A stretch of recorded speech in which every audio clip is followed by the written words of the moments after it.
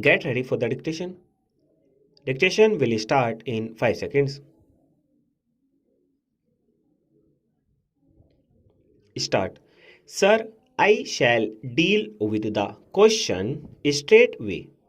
So far as permanent or temporary workers are concerned, the provision specifies the period of service, and it has been further defined that how many days of service constitute continuous service for a year.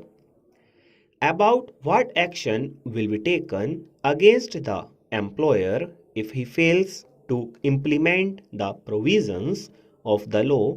The law has made provision.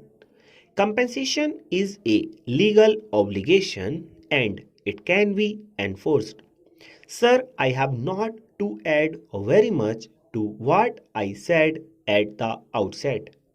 I find that the reactions on to the proposed legislation proceed from two different and opposite angles, and if I may submit, the two extreme views put forward are based on some kind of misunderstanding or imperfect understanding of the aims of this legislation and the ends which are sought to be achieved through it.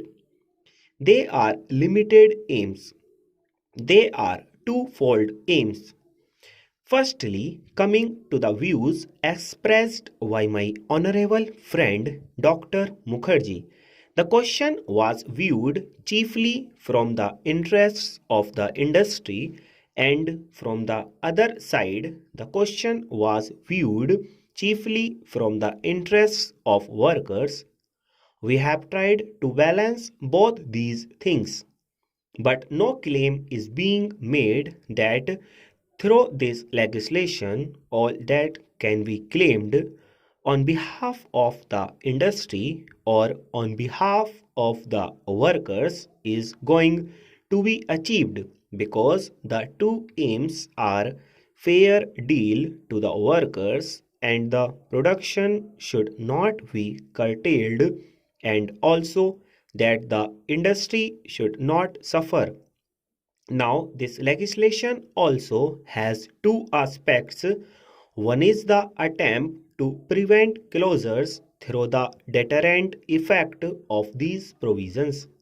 That these is a good deal of substance in this approach will be evident from the fact that in the first case, when an ordinance was promulgated, a number of closures which had threatened actually did not materialize. This means that sometimes the closures were not really so very necessary and that there were no compelling reasons. There may be some consideration of avoidance of a little loss in time when there is depression, when one can do without additional production and things like that.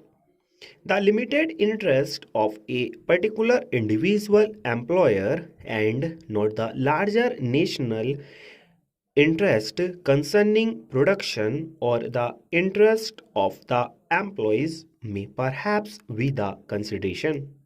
In these cases, this legislation has a salutary effect, full stop.